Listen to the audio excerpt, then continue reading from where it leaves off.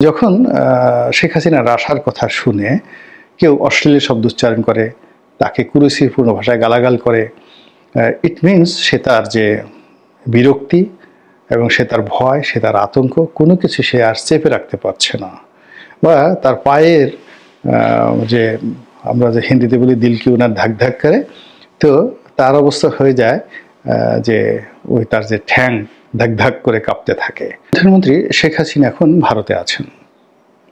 আমরা যত নিকৃষ্টভাবে তার কথা বলি না কেন, তিনি পালিয়ে গেছেন এবং আমাদের যে মিডিয়াগুলো যখনই তার ব্যাপারে কোনো খবর বলতে চায়, প্রকাশ করতে চায়, এবং সে খবর যাকে বলা হয় যদি 30 সেকেন্ডের একটি খবর হয়, সেটিকে 3 মিনিটে টেনে নেওয়া হয় এবং 3 মিনিটের মধ্যে বলতে গেলে 2 মিনিটই সেই দৃশ্য দেখানো হয় যে তিনি হেলিকপ্টারে করে বাংলাদেশ থেকে চলে যাচ্ছেন, পালিয়ে চলে যাচ্ছেন।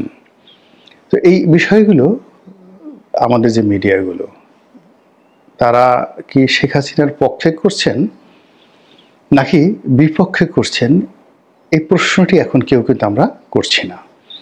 কিন্তু বাস্তবতা হলো যে তার সেই যে উড়ে যাওয়ার, হেলিকপ্টারে করে উড়ে যাওয়ার যে দৃশ্য, এই দৃশ্য যতবার দেখানো হচ্ছে ততবারই কতগুলো প্রশ্ন সামনে চলে আসছে। তিনি যে হেলিকপ্টারে করে গেলেন, সে হেলিকপ্টারটা কার ছিল? 2 নম্বর হলো যে তিনি যেখান থেকে গেলেন সেই সময়টিতে ওভাবে তাকে কারা পাঠালো, কেন পাঠালো? এরপর তিনি যে বাংলাদেশ থেকে ভারতে গেলেন, ইচ্ছা করলে তো আমরা কেউ ভারতে যেতে পারি না, সেখানে বাংলাদেশ থেকে যাওয়ার জন্য একটা প্রোটোকল লাগে, আবার সেখানে যারা গ্রহণ করবেন তাদেরও একটা প্রোটোকল লাগে। তো শেখ হাসিনার এই যে যাওয়া, ভারতে যাওয়া, এটা এমন নয় বা এটা সম্ভব নয় যে হঠাৎ করে তিনি তার মনে হলো যে আমি এখন ভারত চলে যাব, এটাও সম্ভব নয়। অথবা আমি এমন একটা অবস্থার মধ্যে পড়েছি, 1 মিনিটের মধ্যে আমাকে পালাতে হবে। এবং পালানো যে কথাটা, যখন মানুষ পালায় তখন একটা দিশেহারা হয়ে যায়, তার কোনো আশ্রয় থাকে না এবং পালানোর জন্য কোনো টার্গেট থাকে না। আগেকার দিনে রাজা বাদশারা যেটা পালাতেন, পালানোর জন্য একটা সুড়ঙ্গ তৈরি করে রাখতেন। তো সুড়ঙ্গর 3 থেকে 4টি দরজা থাকতো। যেমন ধরুন আমাদের লালবাগ দুর্গের যে সুড়ঙ্গটি বন্ধ আছে, কেন বন্ধ আছে?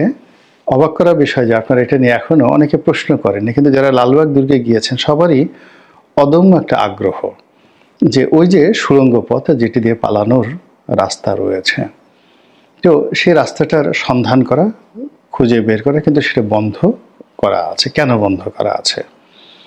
এর কারণ হলো অনাদিকাল থেকে, অর্থাৎ সেই আদিকাল থেকে রাষ্ট্রের এমন কতগুলো গুরুত্বপূর্ণ বিষয়, যেমন বাংকার, রাজার পালানোর জায়গা, কিভাবে পালালেন, এগুলো একটা সিক্রেট, এগুলো সাধারণের কাছে সাধারণত খুলে দেওয়া হয় না।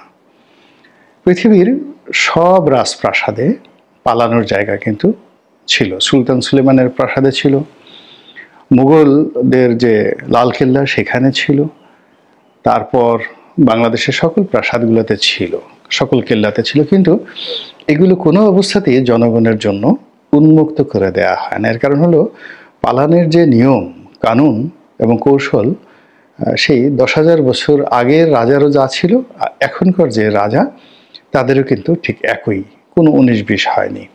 যে কাজেই জনগণের সামনে যদি এগুলো উন্মুক্ত করে দেয়া হয়, আমাদের এখন বঙ্গভবন আছেন, ওখানে যদি কোনো কারণে প্রেসিডেন্ট সাহেবকে পালাতে হয়, তাহলে আপনি গিয়ে দেখবেন যে সেখানে সেইভাবে আয়োজন করা হয়েছে যেভাবে লালবাগ কেল্লায় আয়োজন করা হয়েছিল। সুবেদার আজম শাহ, উনি যে লালবাগ কেল্লা দুর্গ নির্মাণ করেছিলেন, মুঘল সম্রাট আওরঙ্গজেবের সন্তান এবং শায়েস্তা খাঁর মেয়ের জামাই, তো তিনি যে পদ্ধতি অবলম্বন করেছিলেন অলমোস্ট হুবহু ঠিক সেম পদ্ধতি গণভবনে, বঙ্গভবনে রয়েছে।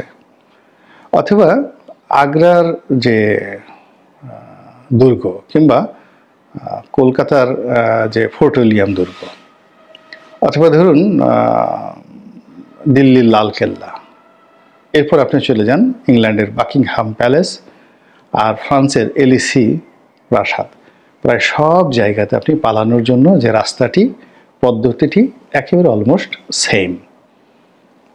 তো যার জন্য এই জিনিসগুলো সাধারণত জনগণের কাছে উন্মুক্ত করা হয় না, এগুলো খুব গোপনীয় একটা বিষয়। তো শেখ হাসিনা যদি পালাতেন তাহলে তিনি লোকচক্ষুর অন্তরালে চলে যেতেন।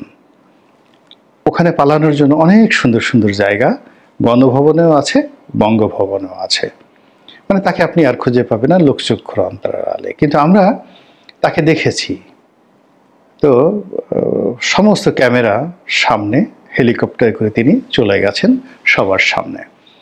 তিনি নিজে গেছেন অথবা তাকে বাধ্য করা হয়েছে চলে যাওয়ার জন্য, এরকম। কিন্তু তিনি পালিয়েছেন। পালানো বলতে তাকে গোপন জায়গা দিয়ে গোপনে যেতে হবে যেন কেউ তাকে বুঝতে না পারে। অর্থাৎ তিনি যদি সফল হন পালানোর ক্ষেত্রে, তো সেক্ষেত্রে তিনি নতুন করে উদিত না হওয়া পর্যন্ত কেউ তাকে দেখতে পাবেন না কিভাবে তিনি পালালেন, তাহলে পালানো এই শব্দটি প্রযোজ্য হবে না। আর তিনি যদি ধরা পড়েন, পালানো অবস্থায় ধরা পড়েন, তখন যেখানে ধরা পড়লেন ওটি প্রকাশিত হবে। সাদ্দাম হোসেন পালিয়েছিলেন, তো তাকে একটা কবরের মধ্যে থেকে বের করা হলো। তারপরে গাদ্দাফি পালিয়েছিলেন, তাকে একটা পরিত্যক্ত বাড়ির মধ্যে থেকে বের করা হয়েছিল। এরকম অনেকে পালিয়েছেন তো পালানো অবস্থা থেকে। তো শেখ হাসিনা যদি পালাতেন তাহলে তাকে গোপন জায়গা থেকে উদ্ধার করতে হতো যদি আমরা ধরতে পারতাম। আর তিনি যদি পালিয়ে ভারতে চলে যেতেন, চলে যাওয়ার পরে দিল্লিতে তাকে দেখা গেলে আমরা বলতাম যে তিনি কিভাবে গেলেন, কোন পথ দিয়ে গেলেন। কিন্তু যেহেতু আমরা তার পুরো বিষয়টি, অর্থাৎ গণভবন থেকে তিনি হেলিকপ্টারে ওঠা, প্রত্যেকটারই একটি স্থির চিত্র রয়েছে। তো এটাকে আসলে আপনি অনেক কিছু বলতে পারেন, কিন্তু এটাকে পালানো বলাটা এটা ব্যুৎপত্তিগতভাবে এটা ভুল আছে, ভ্রান্তি আছে, এবং এটা সঠিক নয়। এবং সঠিক না থাকার কারণে কি হচ্ছে, শেখ হাসিনা গেছেন, তিনি আবার ফিরে আসবেন, কাম ব্যাক, রিটার্ন, এই জিনিসটি আসে। আর যখন আপনি পালানো, কাউকে পালিয়ে যাওয়ার সুযোগ দেন বা কেউ পালিয়ে যায়, তখন সেটাকে আর ফিরে আসা তার কোনো স্কোপ থাকে না। পালানো জিনিসটারই যাকে বলা হয় পরিণতিটা ভিন্ন হয়।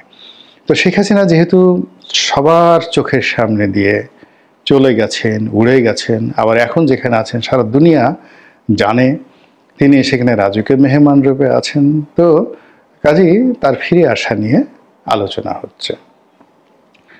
তিনি তার শাসন ক্ষমতাকালীন সময় আয়রন লেডি হিসেবে পরিচিত ছিলেন, ভীষণ রকম আয়রন লেডি, এবং যেন তেন আয়রন লেডি নয়।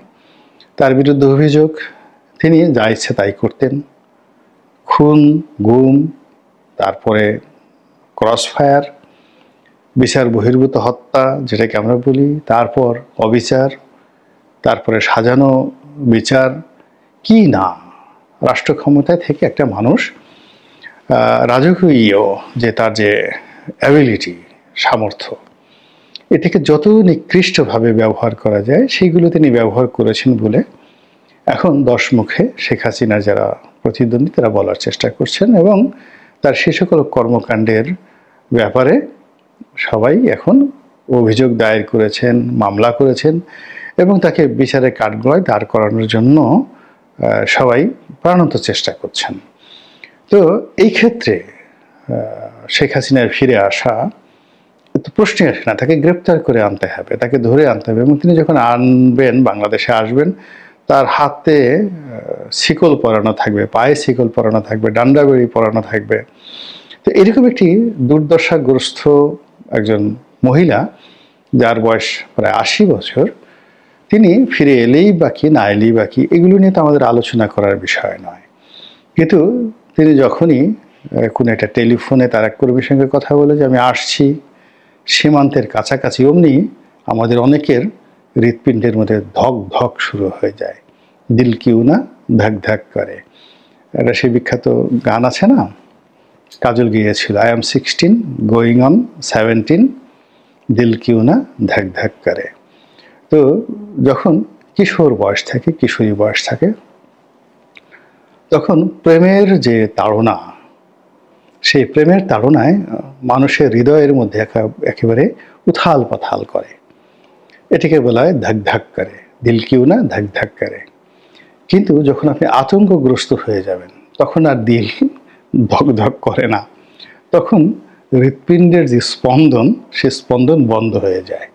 নর্মাল যদি ধরেন আপনার হৃৎপিণ্ডের যে শব্দ এটি আপনি ঢোলের বাড়ির সঙ্গে তুলনা করেন, তাহলে ভয় পাওয়ার পরে কোনো একটি রাক্ষস দেখলেন, খোকস দেখলেন, জিন ভূত দেখলেন, সাপ দেখলেন, এরপর আপনি ভয় পেলেন, মানে কোনো ডাক্তার তার যে যন্ত্র, এই যন্ত্র আপনার বুকে লাগিয়েও আপনার হৃৎপিণ্ডের শব্দ শুনতে পাবে না, হৃৎপিণ্ড বন্ধ হয়ে যায়। এখন শেখ হাসিনা যখন আসবে বাংলাদেশে, যদি আমরা বিজয়ী হতাম বা আমরা যদি সুবিধাজনক অবস্থানে থাকতাম, তাহলে আমাদের ওই হৃদয়ের মধ্যে দিল কেউ না ধাক ধাক করে যে আমরা এখন তাকে পেয়েছি, তাকে বিচার করব।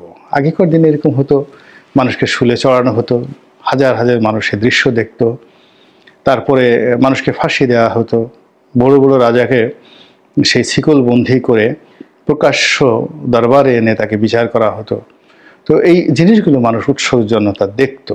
অনেক বড় বড় রাজকুমারকে তারা বাঘের সামনে ফেলে দেওয়া হতো, সিংহের সামনে ফেলে দেওয়া হতো। আর সেই কলোসিয়ামে গিয়ে, রোমান কলোসিয়াম, সেখানে গিয়ে হাজার হাজার মানুষ সে দৃশ্য দেখে সেই দিল কিউ না ধাক ধাক ভীষণ রকম আনন্দ পেত।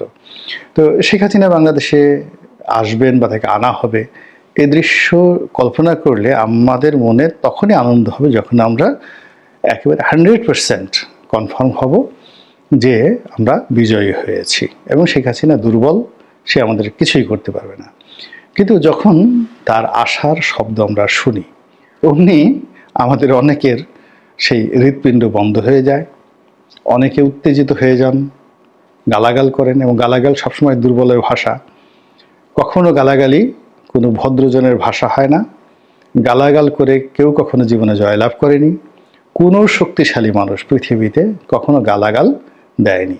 প্রকৃতিতেও দেখবেন যে শক্তিশালী যারা প্রাণী তারা হুঙ্কার দেয়, কিন্তু গালাগাল দেয় না। গালাগাল যারা দেয়, গালাগালি সাধারণত খুব নিম্ন শ্রেণীর যারা প্রাণী, এরা সারাদিন শুধু গালাগাল করতে থাকে। সে মশা, মাছি, এই সারাক্ষণ মশা যে ভন ভন করে, মাছি ভন ভন করে, মশা পন পন করে। তো এই জিনিসগুলো প্রকৃতির এরা খুব নিচু স্তরের প্রাণী, আপনাকে শুধুই ডিস্টার্ব করে। তো যখন শেখ হাসিনার আসার কথা শুনে কেউ অশ্লীল শব্দ উচ্চারণ করে, তাকে কুরুচিপূর্ণ ভাষায় গালাগাল করে, ইট মিনস সে তার যে বিরক্তি এবং সে তার ভয়, সে তার আতঙ্ক, কোনো কিছু সে আর চেপে রাখতে পারছে না। বা তার পায়ের যে আমরা যে হিন্দিতে বলি দিল কি ওনার ধাক ধাক করে, তো তার অবস্থা হয়ে যায় যে ওই তার যে ঠ্যাং ধাক ধাক করে কাঁপতে থাকে, ঠক ঠক করে কাঁপতে থাকে, হাত পা ঠক ঠক করে কাঁপতে থাকে। এবং সেগুলো লুকোনোর জন্য আমরা কি করি, আমাদের শীতের মধ্যে যখন খুব যাকে বলা হয় দাঁতে দাঁতে ঠক ঠক করে শব্দ হয়, তখন আমরা সেগুলো ঢেকে রাখার জন্য কি অবস্থা করি, গরম কাপড় দিয়ে চাপিয়ে থাকি, নিজেরা কাঁপতে থাকি, এরকম একটা ভাবসাব। তো এরকম শেখ হাসিনার আসার কথা শুনে যারা গালাগাল দেন, তারপরে যারা বাজে শব্দ উচ্চারণ করেন, হুঙ্কার দেন, হ্যাং করেঙ্গা, ত্যাং করেঙ্গা, লাঠিকা আন্দার, মুগুর ভারেঙ্গা, এই সমস্ত কথাবার্তা বললেন, এগুলো মূলত এক ধরনের দুর্বলতা, অস্থিরতার যে অবস্থা। তো যাই হোক, এনিওয়ে, এখন শেখ হাসিনা আসবেন কি আসবেন না এটা পরের ব্যাপার। কিন্তু আমরা যেভাবে তাকে নিয়ে আলোচনা করছি এবং যেভাবে তার আসার জন্য পথ সৃষ্টি করছি, এবং সত্যিই যদি কোনোভাবে সে এসে পড়েন বাংলাদেশে, টুস করে ঢুকে পড়েন, তাহলে প্রথম দর্শনেই দেখা যাচ্ছে যে আমাদের মধ্যে যারা দুর্বল চিত্তের মানুষ তাদের কি হবে একমাত্র আল্লাহ রাব্বুল আলামিন জানেন। এবং মানুষের ভয় কোন পর্যায়ে থাকে, শেখ হাসিনার আমলে আমি তো লিখতাম বাংলাদেশ প্রতিদিনে, তাকে সমালোচনা করে লিখতাম।